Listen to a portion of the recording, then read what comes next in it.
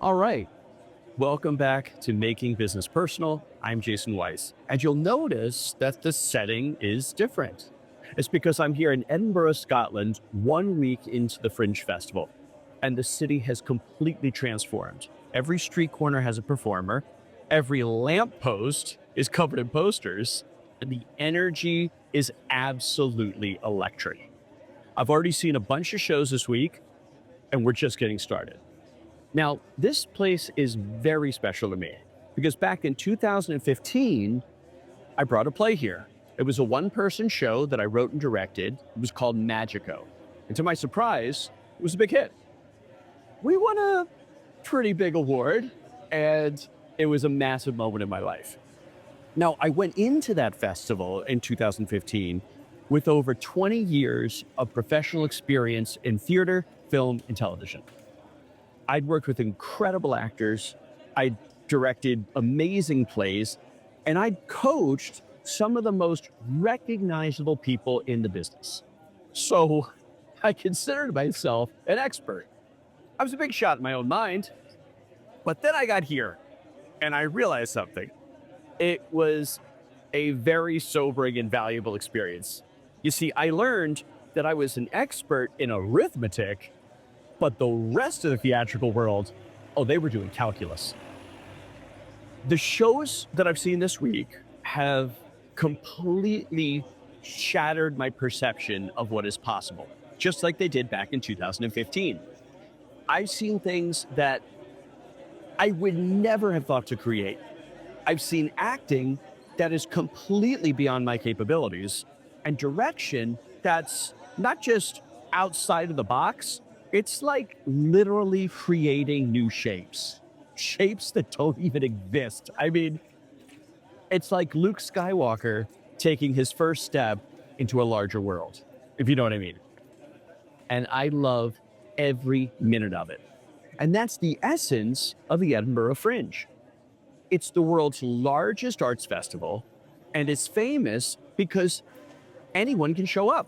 There's no curtain, there's no jury. You just have to book a venue and you're in. And it's this lack of gatekeeping that creates an incredible anarchic environment where you get to see everything from a one-man show about a Nigerian singer's experience with compassion using Whitney Houston songs to tell his story to full-blown productions with interactive technology, acrobatics, emotive experiences, and they transport audiences to new dimensions. It's bizarre, it's beautiful, it's chaotic, and it's full of lessons about business and life. Because in business, we talk about disruption and innovation, but we often forget what that really looks like. You see, many of us think that innovation happens in boardrooms with PowerPoint presentations and with carefully crafted messages. But real innovation, the kind that changes everything, well, that often looks messy, it looks uncomfortable, and sometimes it looks completely unconventional at first. True innovation isn't about perfecting what already exists. It's about being willing to try something that's never been done before, even when you can't guarantee the outcome. It's about taking familiar elements and then combining them in ways that surprise people. It challenges assumptions and it creates entirely new experiences. It's the willingness to be so original, so personal, that you defy all expectations, including your own. But there's something else that the Fringe teaches us that goes deeper than just creative courage. It teaches us about the difference between having great ideas and actually getting those ideas seen and done. And sometimes that lesson comes through failure. Walking the Royal Mile every day this week, I've been watching the hustle in real time. Some shows have lines all the way around the block, but then others are struggling to fill half their seats. The difference isn't always talent. It's often strategy, community, and understanding what it really takes to get your work seen. So, how do we take the lessons from a festival like the Fringe and apply them to our own lives and careers? How do we find that spark of originality, the courage to be seen, and the wisdom to know that we just can't do it all alone? Well, I've got three Fringe inspired principles that might transform the way you think about putting your work in the world. First, find your royal mile. But know that you can't always walk it alone. In Edinburgh, every artist, from the famous to the completely unknown, is out on the Royal Mile, the main street of the city, handing out flyers. They're all hustling. They're trying to get people into their shows. And one of the unwritten rules is that you support other artists. You don't cover their posters. You don't talk badly about their shows.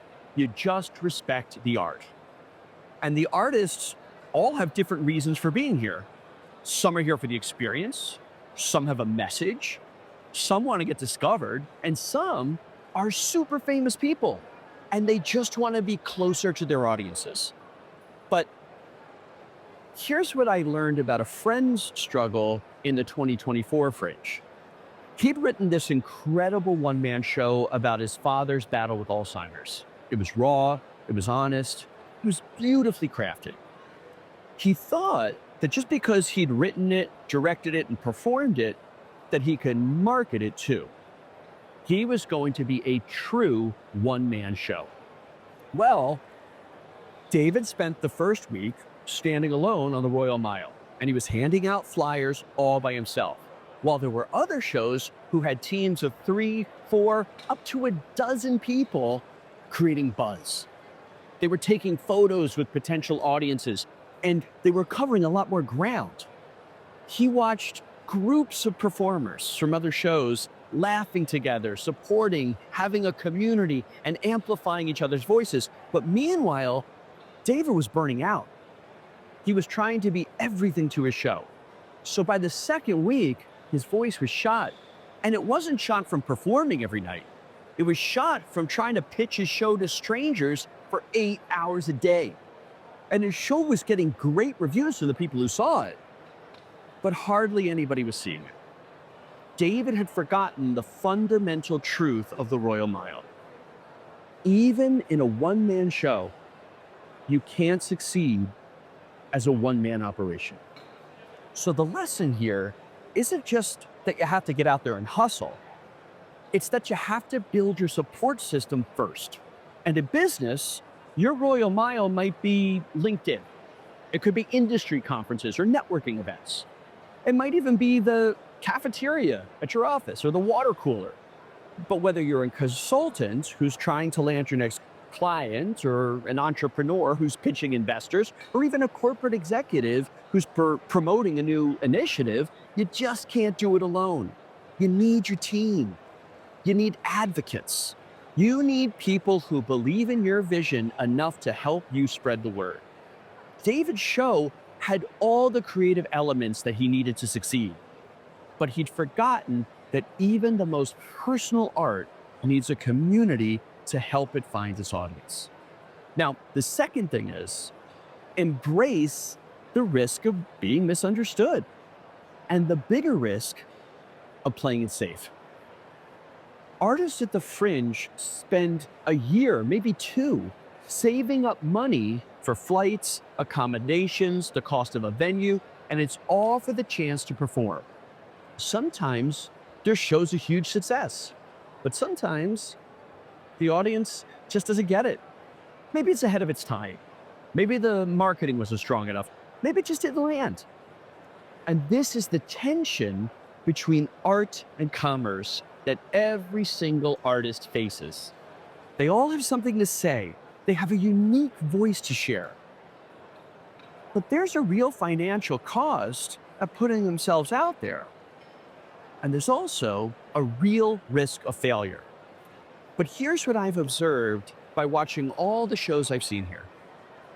The artists who play it safe The ones who try to create something that will definitely be understood by everyone, they're the ones who tend to disappear without a trace. I mean, yeah, they might avoid the sting of rejection, but they also miss the possibility of transformation, both for themselves and for their audiences. You see, there's a hidden cost to playing it safe, and it's one that we don't talk about enough. When you don't take the risk of being misunderstood, well, you guarantee that you're probably going to be ignored.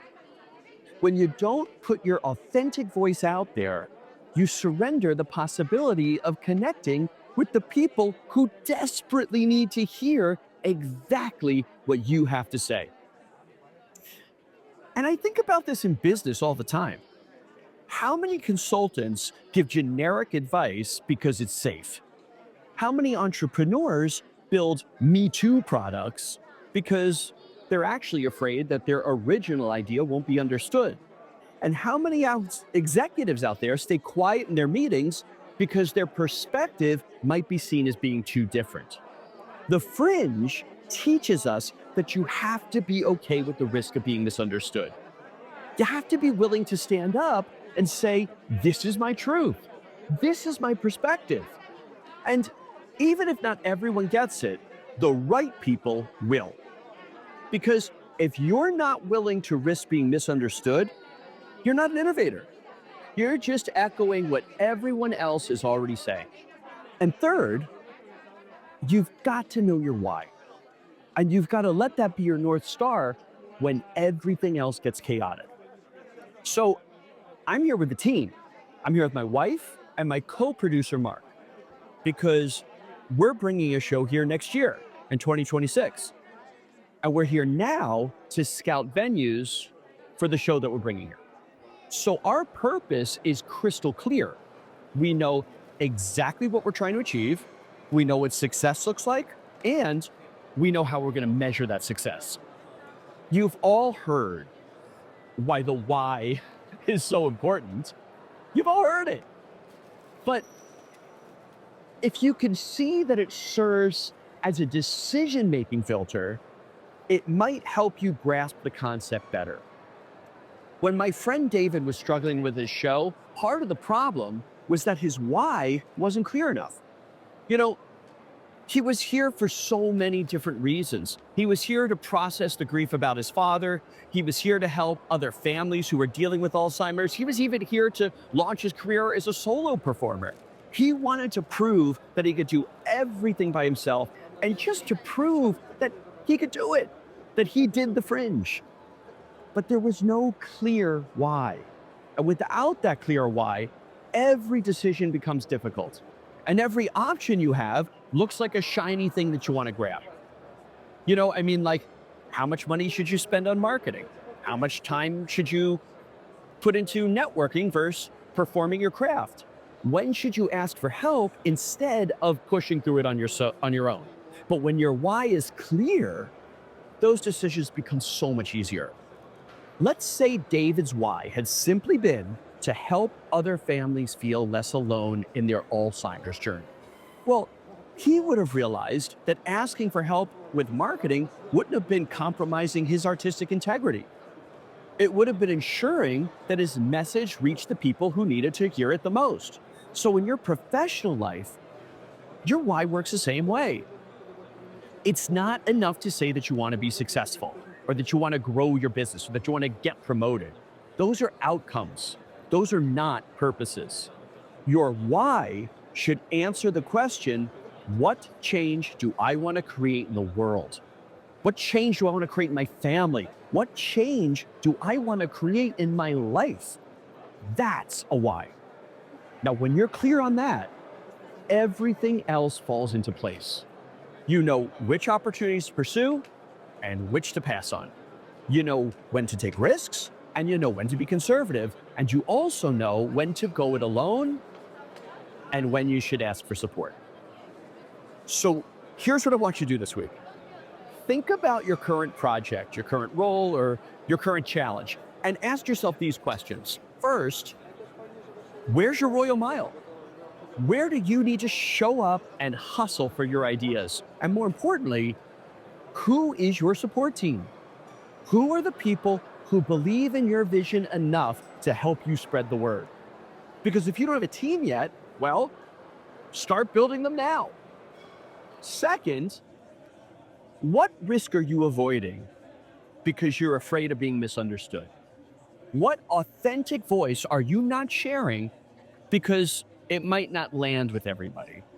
Remember, the cost of playing it safe almost always is a lot higher than the risk of being ridiculed. And finally, what is your true why? Not your goal, not your desired outcome, but your purpose. What change do you want to create?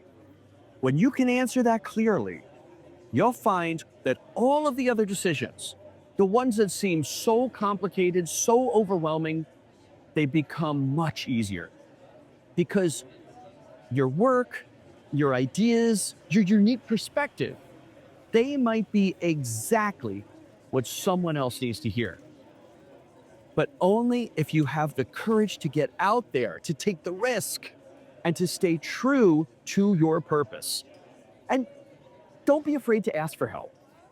The most successful shows here at the Fringe aren't the ones with the biggest budgets. They're not the ones with the most famous performers. They're the ones who have the clearest purpose and the strongest support system. Whether it's your art, your work, or simply your voice, they all deserve to be seen. They all deserve to be heard. But it can't happen if you try to do it all alone. So, as you go back to your desk, your studio, or your team this week, I want you to remember this. Even the most personal projects need a community. The most original ideas need advocates. And the most talented individuals need support. So find your royal mile, embrace the risk, and know your why. And build that team that's going to help your vision reach the people who need it the most. Well, that's it. That's it for this episode. And as always, if this resonated with you, please share it with someone who might need to hear it too. And if you haven't subscribed yet, hit that button. It hurts so much more than you could possibly imagine. Now, don't forget to tune in soon for my conversation with Ty Tyler of Shock the Fox Guitars. Ty is one of the coolest guitar builders out there. And we talk about how he moved from big pharma as an executive to one of the most in-demand luthiers in the custom guitar world. It's such a fascinating story, and you're not going to want to miss it. Okay, well, make it a great day, everyone, and I'll see you next time on Making Business Personal.